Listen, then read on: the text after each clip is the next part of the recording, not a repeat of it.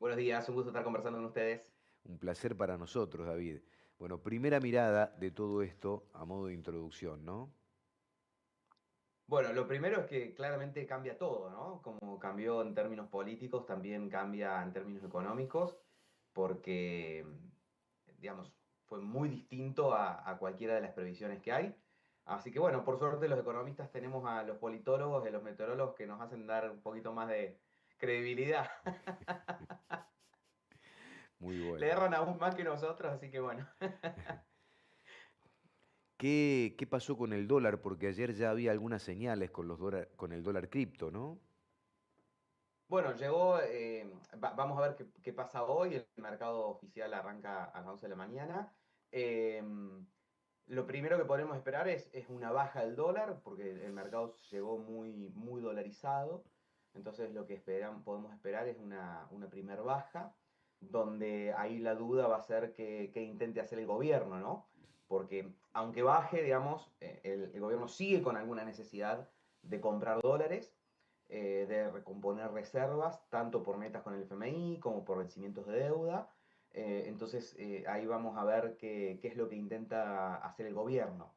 Si deja bajar el tipo de cambio estos primeros días con dos objetivos. El primero, mandrilear al mercado en el sentido de demostrarles que estaba mal apostar contra el modelo económico y qué sé yo. Eso desde una mirada más aleccionadora hacia el mercado, que es lo que hizo en otras ocasiones, por ejemplo, con la flexibilización del cepo en abril.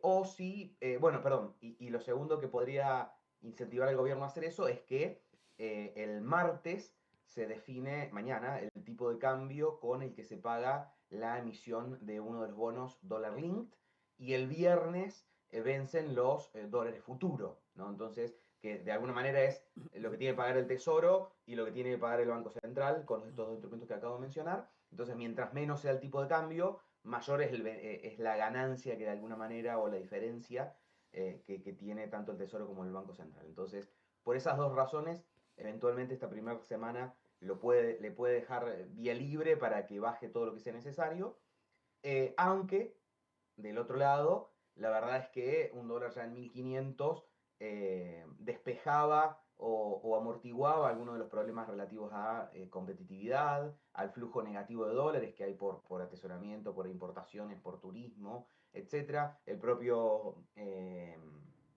Caputo la semana pasada en la Bolsa de Comercio de Rosario dijo, estoy muy cómodo con un dólar en 1500 pesos.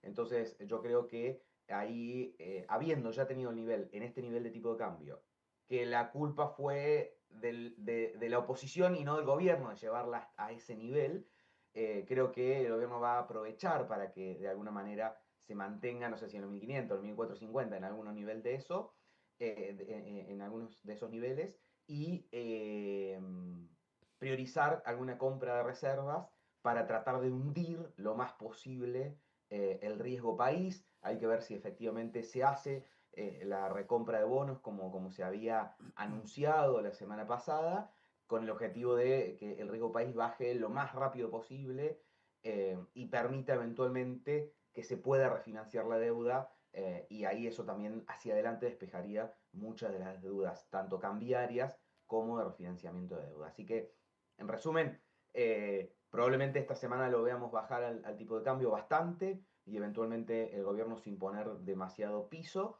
pero yo creo que como máximo a partir de la semana que viene va a empezar algún esquema de recompras. Hay que ver también qué hace el Tesoro de Estados Unidos con los 2.000 millones de dólares que había vendido, cuál va a ser la estrategia junto con el Tesoro de Argentina para recomprar esa posición, o cómo va a ser el esquema que se decida. David, y este encarrilamiento del camino político y económico, por lo menos para los próximos 2 años, que no hay elecciones, nada en el medio que haga ruido, ni toda esta cuestión, empieza a encaminar, no sé si soy muy positivo o entusiasta, pero digo, una solución económica de fondo que no sea ir tapando baches, digo, generar dólares, generar condiciones para inversiones, para que los sectores productivos de Argentina que generan dólares puedan trabajar mejor.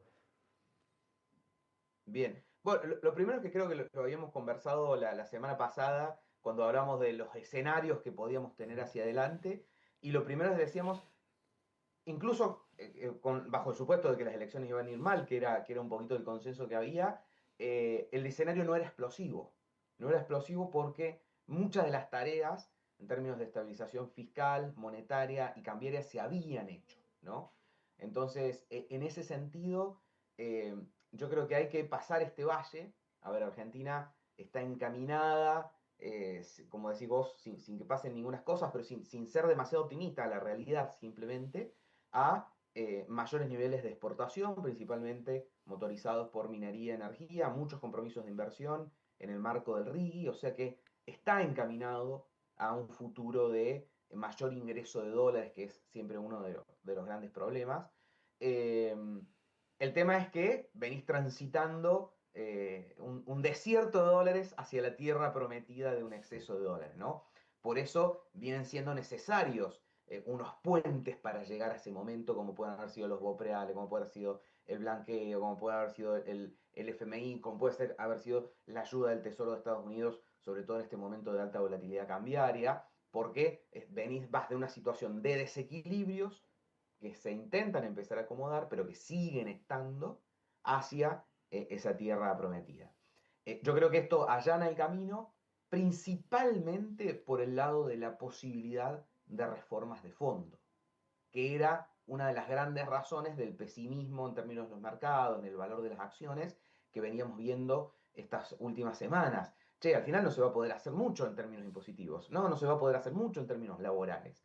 Creo que estos números, la nueva composición del Congreso, hace ser un poquito más esperanzador en términos de algunas de esas reformas de fondo, que son las cuestiones que hacen a la competitividad de fondo, más allá del nivel de tipo de cambio, más allá del nivel de otras cuestiones, es si Argentina es competitiva o no es competitiva para producir. Así que yo en ese sentido sí soy bastante optimista de hecho era optimista con largo plazo la semana pasada, ¿no? Porque Mm. entendía que muchas de estas cosas estaban pasando, pero esto sin duda en términos políticos le suma un condimento importante y va a agregar, como decíamos recién, a la estabilidad, que es una cuestión básica, digamos, para que cualquiera decida enterrar un dólar, ya sea un local o un extranjero, lo primero que necesitas es cierto nivel de estabilidad.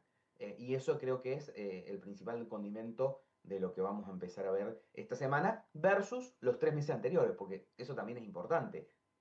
Gran parte de toda esta volatilidad lo vimos durante los últimos 3 meses. El año y medio previo a eso habíamos tenido bastante nivel de estabilidad, obviamente desde los desequilibrios de los que se partían, pero la inestabilidad y toda esta cuestión fue más propia de estos últimos 3 meses. Placer como siempre, David. Te mando un fuerte abrazo y lo mejor para vos. Y ya nos vemos el lunes próximo ahí en vivo.